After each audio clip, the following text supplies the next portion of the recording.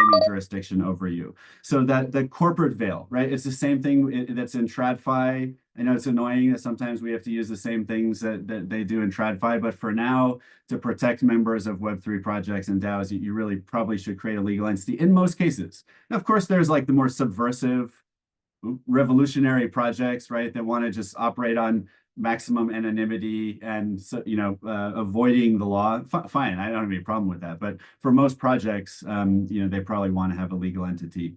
One unique thing about legal entities in Web3, because really I don't think there was ever anything like this in history until now, is that there's elements of Web3 projects that are not part of the company. Right. So in this chart, if you look at the top, that's your nonprofit offshore company. That's what we offer. It's what people do sometimes in Cayman, Swiss, and we'll talk about the different options.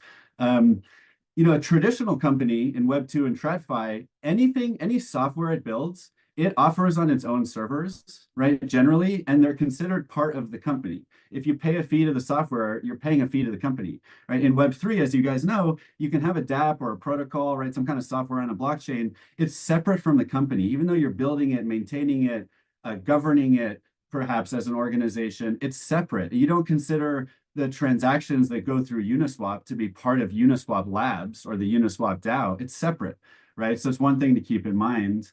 And then also one thing we commonly see, a lot of you may already be thinking about, maybe Cameron talked about it, is often you combine an offshore nonprofit entity with any type of traditional corporate entity local to the founders and the developers.